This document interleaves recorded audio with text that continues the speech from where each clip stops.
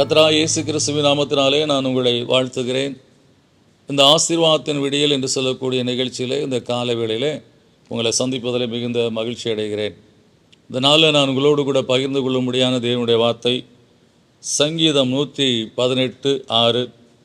கர்த்தர் என் பட்சத்தில் இருக்கிறார், நான் பயப்படேன், மனுஷன் எனக்கு என்ன செய்வான் என்று சொல்லி இந்த வேத வசனம் சொல்லுகிறது. கர்த்தர் நம் பட்சத்தில் இருக்கிறார் என்று சொல்லக்கூடிய காரியத்தை நம்முடைய வாழ்க்கையில கர்த்தர் நமக்கு நடத்தி கொண்டு போகிற வழியில தான் நம்ம அறிந்து கொள்ள முடியும். தாவீது கோலியாத்துக்கு முன்பாக நிற்பதற்கு முன்பாக அவனை 2 முறை கர்த்தர் அவனோடு அவர் இருக்கிறார் என்பதை அவன் உணர்ந்து கொள்ளும்படியாக நடத்தினார். ஒரு முறை சிங்கத்தின் வாயிலிருந்து தன்னுடைய ஆடுகளை தப்புவிக்க முடியாத காரியத்தை செய்தார். ஒரு முறை கரடியோடு போராடும்படியான காரியத்தை செய்தார். இந்த 2 காரியத்திலும் தாவீது ஜெயம் பெற்றார்.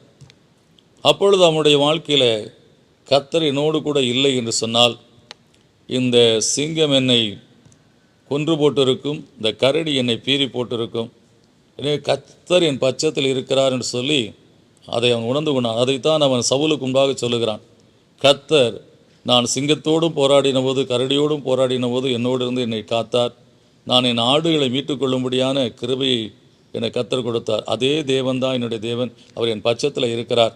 அந்த கர்த்தர் நிச்சயமாய் இந்த விருத்த சேதனமில்லாத இந்த கோலியாத்தையும் இன்றைக்கு கொன்று போடும்படியான காரியத்தை எனக்கு பலன் கொடுப்பார், என்னோடு கூட இருந்து என்னை வழிநடத்துவார் என்று சொல்லி அவன் அஞ்சாதபடி அந்த கோலியாத்துக்கு முன்பாய் போவதற்கு அந்த காரியத்தை சவுலுக்கு சொல்லுகிறதை பார்க்கிறோம். எனவே எனக்கு அன்பானவர்களே, தேவன் நம்மை பல காரியங்களே தப்புவித்திருக்கிறார்.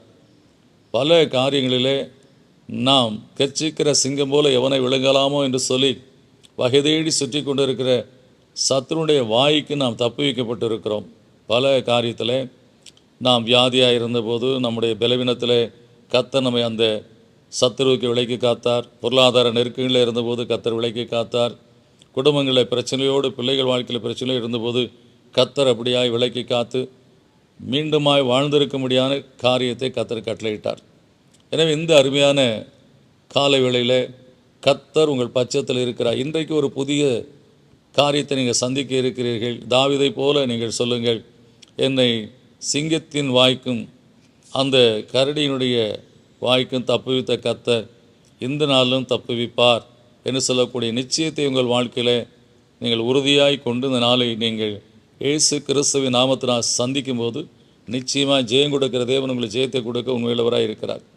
என்று சொன்னால் கர்த்தர் உங்கள் பட்சத்தில் இருக்கிறார் என்பதற்கு அதுதான் உங்களுக்கு இருக்கக்கூடிய ஒரு உறுதிப்பாடு.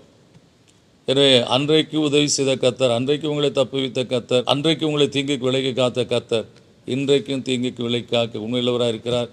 என்னை பயப்படாதபடி இன்றைக்கு நீங்கள் அன்றைக்கு தாவீது கோலியாத்தை சந்தித்தது போல நீங்கள் உங்கள் பிரச்சனைகள் என்று சொல்லி எண்ணுகிறதை இயேசு கிறிஸ்து நாமத்தில் சந்திக்கும் போது எப்படி அன்றைக்கு கோலியாத் முகங்குப்புற தரையில் விழுந்தானோ அதுபோல் உங்கள் பிரச்சனைகளும் தரையில் விழும்படியாய் கர்த்தர் அருள் செய்வார்.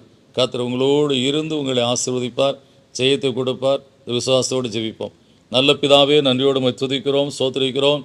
கர்த்தர் அநேக சூழ்நிலைகளில் நீர் எங்கள் பட்சத்தில் இருக்கிறீர் என்பதை நாங்கள் கர்த்தர் அறிந்து கொள்ளாதபடி நாங்கள் வாழ்ந்து கொண்டிருக்கிறோம், அல்லது அறிந்தும் அறியாதபடி இருக்கிறோம். ஆனால் சில காலங்கள் கடந்து போகும்போது இது என்னுடைய பலத்தினாலே நான் தப்பிக்கப்படவில்லை, என்னுடைய வல்லமையினாலே நான் தப்புவிக்கப்படவில்லை, இது கர்த்தர் என் மேல் வைத்த கிருபையினாலே நான் தப்புவிக்கப்பட்டேன். நான் ஜீவனோடு இருப்பது அவருடைய கிருபை, என்னை பலப்படுத்துகிற கிறிஸ்துனால தான் இந்த காரியத்தில் நான் ஜெயம் பெற முடிந்தது என்று சொல்லக்கூடிய காரியத்தை நாங்கள் உணர்ந்து கொள்ளும்படியாய் எங்களை வழிநடத்துகிற கர்த்தாவே, அன்றைக்கு தாவீதுக்கு கர்த்தாவே அந்த சோதனைகள் மத்தியிலே அவன் சிங்கத்தோடும் கரடியோடும் போராடி தன்னுடைய ஆடுகளை மீட்டு கர்த்தர் என் பட்சத்தில் இருக்கிறார், அதனால தான் அந்த சிங்கமும் கரடியும் என்னை ஒன்றும் செய்ய முடியவில்லைன்னு சொல்லி கர்த்தாவே அவன் உணர்ந்து கொண்டதுனால தான் அந்த மனுஷனாகிய கோலியாத்தை சந்திக்கும் போது கர்த்தர் என் பட்சத்தில் இருக்கிறார், இந்த மனுஷன் எனக்கு என்ன செய்ய முடியும் என்று சொல்லி அவன் அப்படியாய் தைரியம் கொண்டு போன காரியத்தை போல நாங்கள் எங்கள் வாழ்க்கையில் கர்த்தாவே, எங்கள் வாழ்க்கையில் கர்த்தர் எங்களோடு கூட இருக்கிறார். இந்த பிரச்சனைகள் என்ன ஒன்றும் கிடையாது, இது காற்றிலே பறக்கிற தூசியை போன்றது என்று சொல்லி நாங்கள் கர்த்தா எங்களுக்குள்ளாய் விசுவாசத்தோடு தைரியத்தோடு அந்த பிரச்சனையை எதிர்கொள்ள முடியாது இன்றைக்கு போதித்த இந்த வார்த்தைகளுக்காக ஸ்தோத்திரம். கர்த்தாவே, நாங்களும் கர்த்தாவே தாவீதை போல ஜெயம் பெற்ற மக்களாய் வாழ முடியாய் கர்த்தர் எங்களுக்கு கர்த்தா அருள் செய்து எங்களை பலப்படுத்தி இந்த அருமையான காலவேளையிலே ஜெயங்கொடுக்கிற தேவனாய் கர்த்தர் என்னோடு கூட இருக்கிறார், என் பட்சத்தில் இருக்கிறார் என்று சொல்லி எங்களுடைய வாழ்க்கையை நாங்கள் இந்த நாளில் சந்திக்க இருக்கிற எல்லாவற்றையும் கர்த்தாவே இயேசு கிறிஸ்து என்ற நாமத்தில் சந்தித்து ஜெயம் பெற்றவர்களாய் வாழ்ந்திருக்கிற அருள் செய்தல கர்த்தாவே, ஆசீர்வதியும் கர்த்தாவே.